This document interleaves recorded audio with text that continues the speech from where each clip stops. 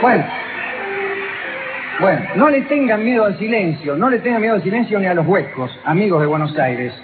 No le tengan miedo, ese miedo al silencio que le tienen en las radios, en donde no se piensa lo que se dice. Bueno, estamos aquí muy contentos. Vamos a pedir disculpas a los que han quedado fuera, que son unos amigos que no quisieron entrar. Bueno, muchas gracias. Muchas gracias.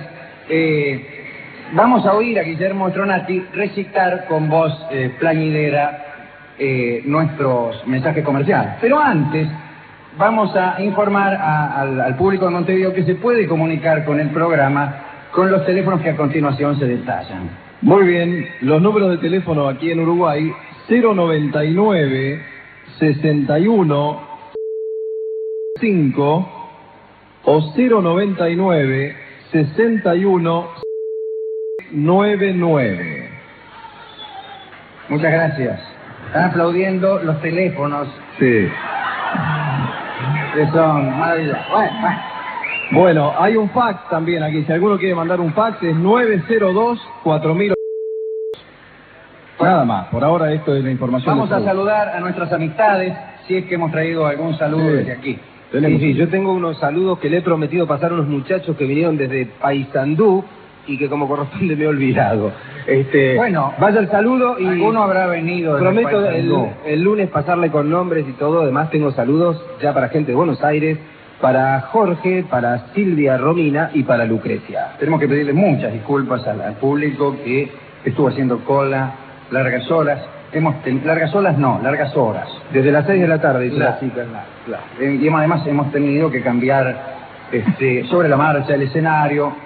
Vamos a tener alguna dificultad técnica, espero que ustedes nos la perdonen, junto a nuestra consabida dificultad artística. Bueno, usted, Stronati, algún saludo más sí, para Santiago Méndez de la ciudad de Salto y también para Jimena Echartea, toda gente de aquí del Uruguay que le pide a usted que no se olvide de Alfredo Citarrosa, que no se olvida nunca. No, ¿quién se olvida? Bueno, claro.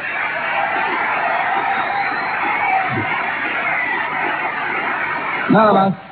Yo vengo absolutamente ayuno de saludos y como supongo yo estamos un poco atrasados, vamos a ir programa adelante, que tanto ni con tanto. Hoy me voy a permitir presentar, para acompañarnos en esta charla inicial, a nuestro querido Federico Mizrahi, un querido amigo pianista y arreglador y director musical.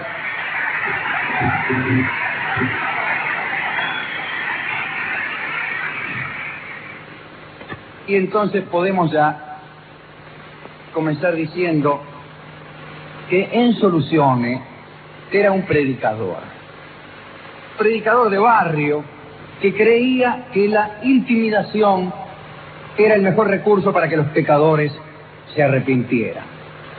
Durante toda su vida había recorrido su barrio casa por casa, anunciando que se venía el fin del mundo, que el juicio final nos iba a agarrar a todos inconfesos y que el diablo se estaba frotando las manos.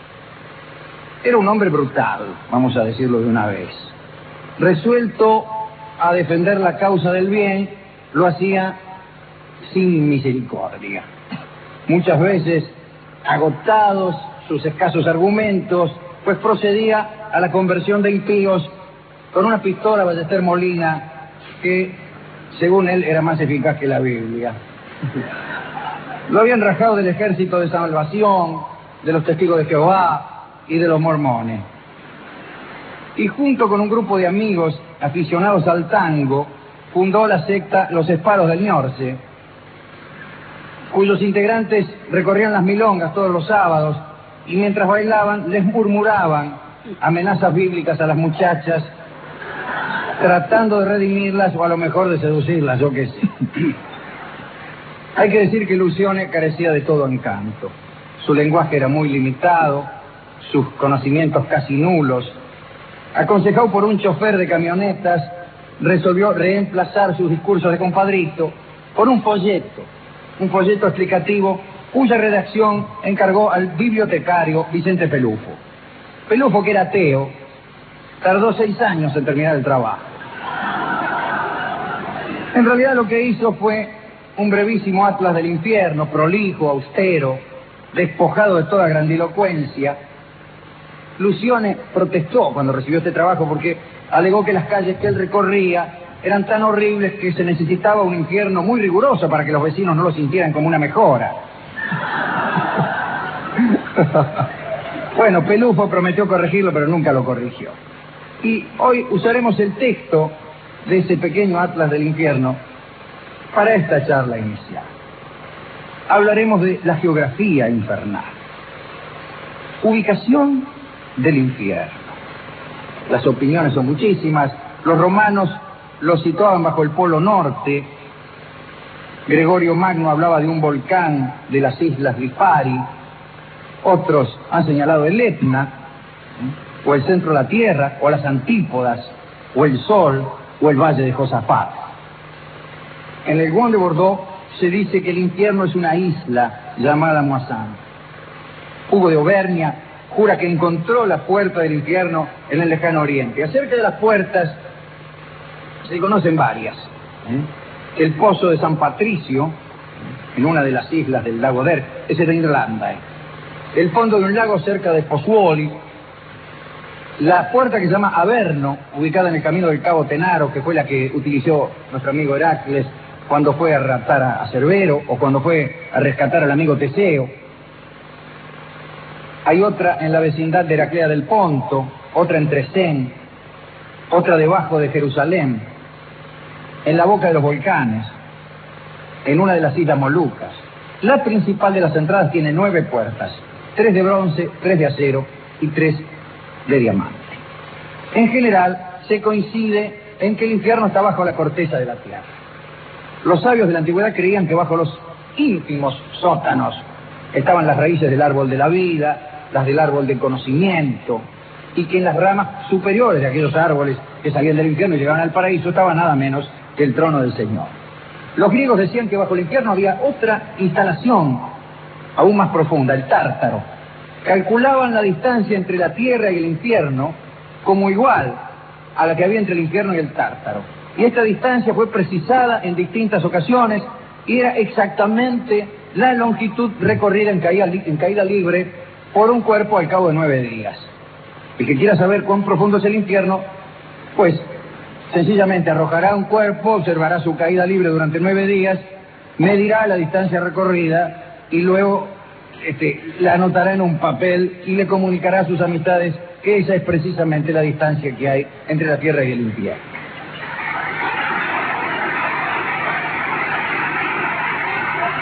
Sin embargo, la palabra tártaro, más que idea de profundidad, me parece a mí, que soy filólogo en pantuflas, nos da idea de orientalidad, no, de occidentalidad. Tar quiere decir occidental. Esta repetición, tartar, significa, me parece a mí, muy al oeste. Ustedes, orientales, querrán saber cuál es la palabra que designa la idea de orientalidad. Es salma. La palabra salma indica orientalidad. Bueno, pero no nos detengamos en estas cosas. Extensión del infierno, querrán saber ustedes. Digo, hago todo esto en beneficio de aquellos pecadores que quieren conocer un poco el infierno para ver si les conviene pecar o dejarse de jorobar. Bueno, parece que el propio Satanás midió una vez el infierno por orden de Cristo y calculó que desde la puerta hasta el fondo había 100.000 millas. Resulta un poco extraño que un establecimiento situado en el interior de la Tierra sea mucho más largo que el diámetro de la Tierra. Pero bueno. Hay dictámenes en disidencia. Ahí está Milton, que de esto sabía mucho, que no ubica al infierno en el centro de la Tierra, sino fuera de la Tierra, a una distancia 3 veces mayor que la que nos separa del planeta más lejano. O sea, unos 990 millones de leguas, o sea que es lejos. El jesuita Cornelio Lapide calcula unos 200 nudos, que son, serán, no me acuerdo, 3.000. No, no es mucho 200 nudos. 200 nudos son 300 kilómetros. Me parece a mí, calculando así a ojito. Bueno, el ruso Salman, el jugador de dados, conjeturó que un lugar destinado a desagradar debía ser ante todo chico. Los réprobos debían estar amontonados los unos sobre los otros, sin privacidad, decía Salman, porque la privacidad es también la libertad. Salman sostenía que así como en el cielo o en el amor, el deleite está dado por quien nos acompaña, en el infierno el principal tormento consiste en la proximidad de personas poco recomendables. Ese es el infierno. Centros urbanos importantes del infierno. Emanuel Swedenborg, que recorrió prolijamente el cielo y el infierno, declara que las ciudades terrestres tienen su doble en las alturas, en el cielo, y su triple en el abismo. Existe una Londres celeste, una Montevideo infernal, para deleite de los bienaventurados ingleses y de los réprobos orientales. Mejor dicho, para deleite de los bienaventurados ingleses y para horror de los réprobos uruguayos. Pero también existe una Montevideo celeste. Y existe una Montevideo terrestre, que sé. Digo yo, explicando demasiado las cosas como un director de cine argentino.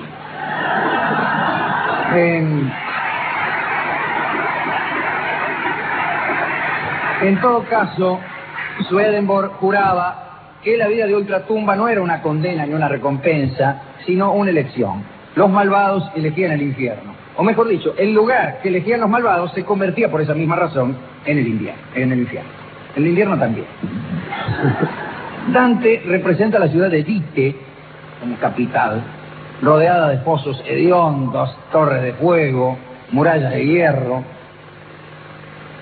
San Buenaventura cree que el infierno es enteramente urbano, y eso que no conoció las ciudades de hoy en día.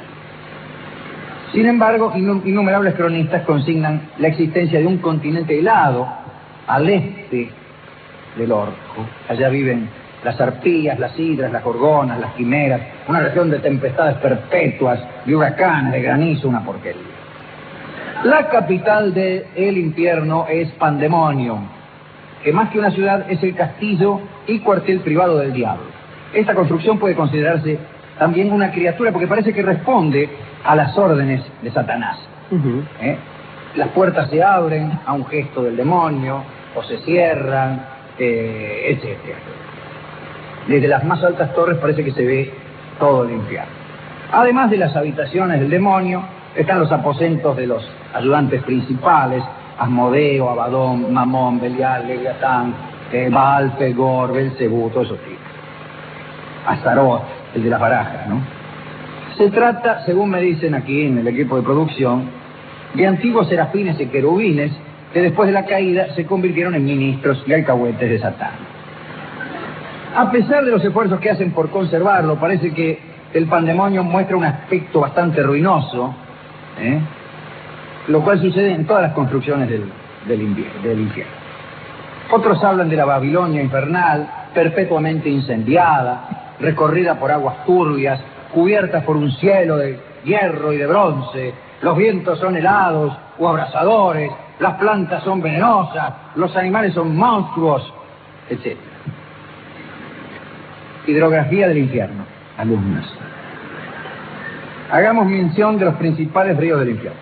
El Cosito, que no es un objeto pequeño, sino un río del infierno, también llamado río de los lamentos, a causa de los llantos que en sus orillas resuenan. Su corriente es muy fría. Se dice que las aguas del Cosito no son otra cosa que las lágrimas de los condenados. Se une con el Flegetonte, que es el río de las llamas, en una gran cascada de la que nace el Aqueronte, que es el río que atraviesan las almas famosamente para llegar al reino de los muertos. Es un río lento, negro, profundo, de aguas amargas, orillas imprecisas, cubierta de cañaverales. El barquero Caronte se ocupa de cruzar las almas hasta la orilla opuesta del río. Se trata de un viejo horripilante que conduce la barca, pero no rema. En verdad parece que obliga a las almas que traslada a remar ellas. Por cada viaje te cobra un óbolo y la mitad de otro. O sea, un óbolo y medio, ¿no? Es por eso que los antiguos sepultaban a los muertos con una moneda en la boca, o sea, con un óbolo en la boca. Y la mitad de otro. Parece que cuando Heracles visitó los infiernos le dio una viaba, le dio una paliza soberana a Caronte y lo obligó a pasearlo por todo el río Leteo. Es un río del que bebían los muertos para olvidar su vida terrestre. Se la llama también fuente del olvido. Parece que los condenados quieren tomar de ese río para olvidar sus penas, pero jamás lo logran. El Estigia tiene aguas mágicas por las cuales se jura. Parece que es imposible llenar ningún frasco con aguas de ese río. Parece que rompe los metales, quiebra el hierro. Ninguna vasija, ningún recipiente, se puede llenar con aguas del Estigia sin que se rompa. Solo los cascos de los caballos resisten esas aguas. Suele contarse que Alejandro de Macedonia murió envenenado por esa agua. Sin embargo, el amigo de este programa, Sir James Fraser, el autor de La Rama Dorada, visitó el lugar verdadero donde nace el Estigia, que tiene fuente en la Arcadia, y dijo que las aguas no eran venenosas en realidad. Analizó las aguas, examinó los lugares. Esos son los ríos principales de la Verna. Hay también llanuras. Casi me atrevería a decir que hay pampas en el infierno. Y donde hay pampas, seguro habrá condenados gauchos, porque donde hay pampa, hay huella.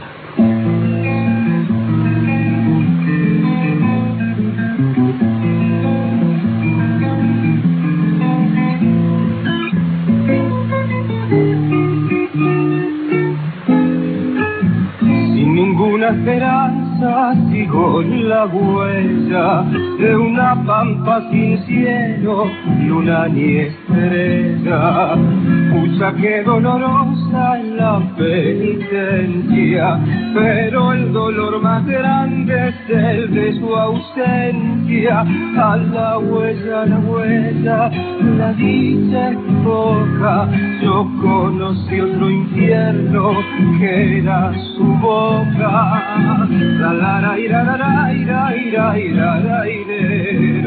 Yo conocí otro infierno que era su boca.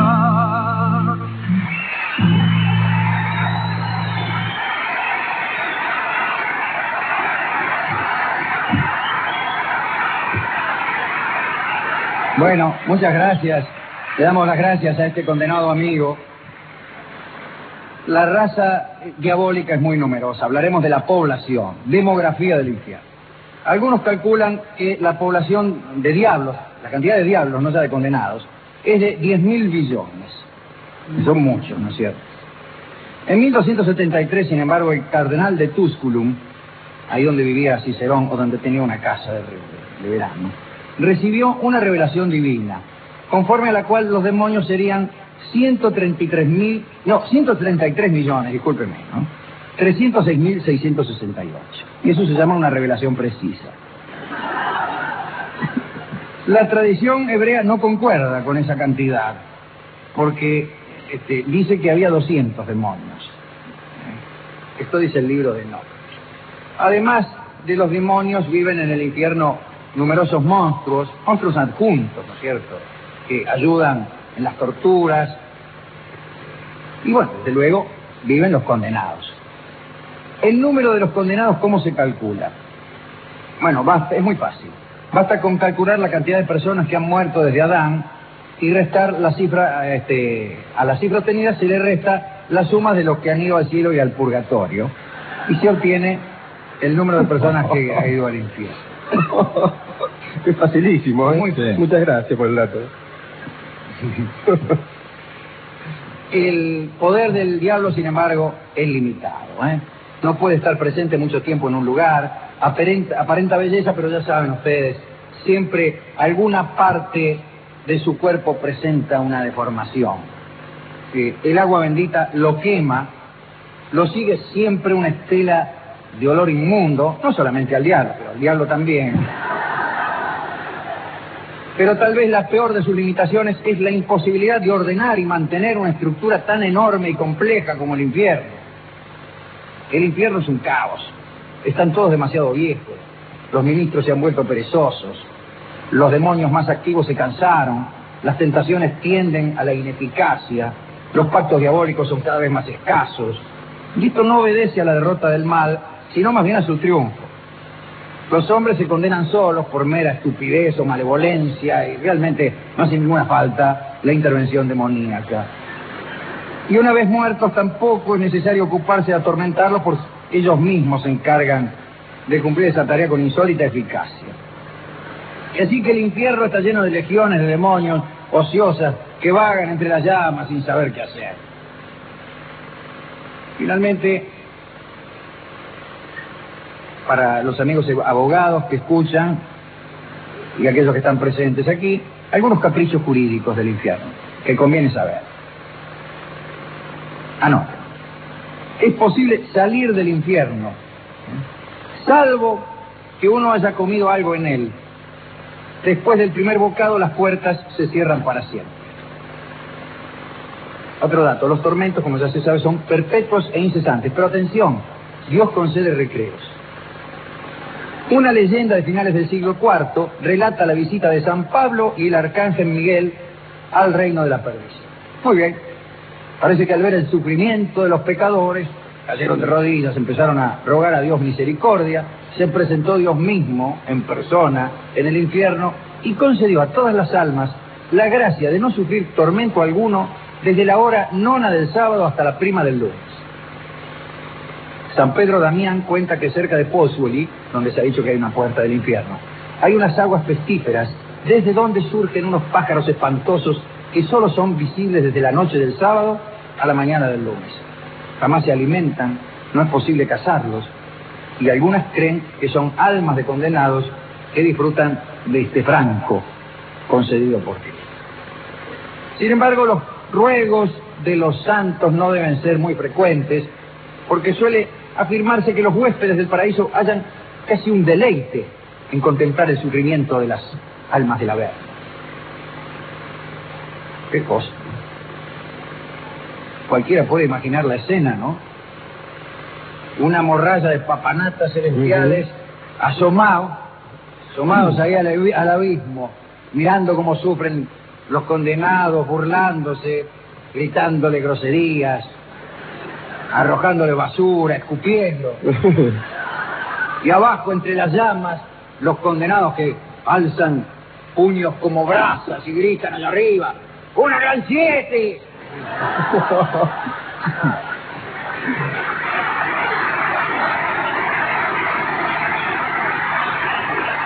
Dios mismo pone fin a la vergonzosa escena echando a patadas a esa patota de santurrones. Me parece bien. El hombre moderno, ansioso de las mediciones exactas, desea saber, qué posibilidad tiene de salvarse. Julián Loriot, un célebre orador del siglo XVII, elaboró estadísticas, consultando ¿a quién? A un resucitado digno de fe. Y parece que de cada 60.000 muertos, uno va al paraíso, 3 al purgatorio y 59.996 al infierno. Juan Crisóstomo calculaba que no había más de 100 elegidos en toda la población de Constantinopla. Un eremita se le apareció a San Bernardo en su lecho de muerte y le aseguró que de los 30.000 muertos de aquel día se salvarían solo 2, que casualmente eran él y San Bernardo.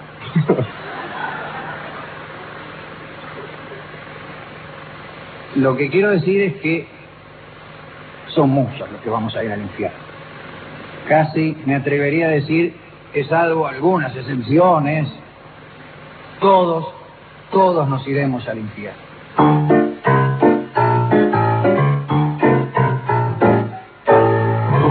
Todos nos iremos al infierno. Fuimos condenados al tormento eterno. Y aunque mucho hemos pecado, nos parece demasiado, pero en estos casos no hay nada que hacer. Todos merecemos infiernos y cielos. ¿Quién no ha sido bueno? ha sido cruel. Todos nos iremos al infierno. Fuimos condenados al tormento eterno. Y nos llegarán perdones a esas condenaciones, porque en estos casos no hay nada que hacer. Dicen que el demonio pasa a nuestro lado y que cuando cantamos él suele hacernos segunda voz. Todos nos iremos al infierno. Fuimos condenados al comebater. Todos iremos al infierno. Fuimos condenados que se la no vamos a encontrar ahí. Todos iremos al infierno.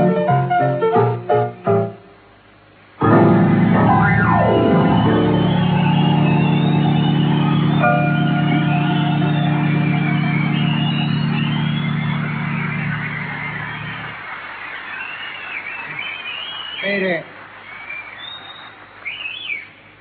en Soluciones, el predicador repartió entre los vecinos el folleto.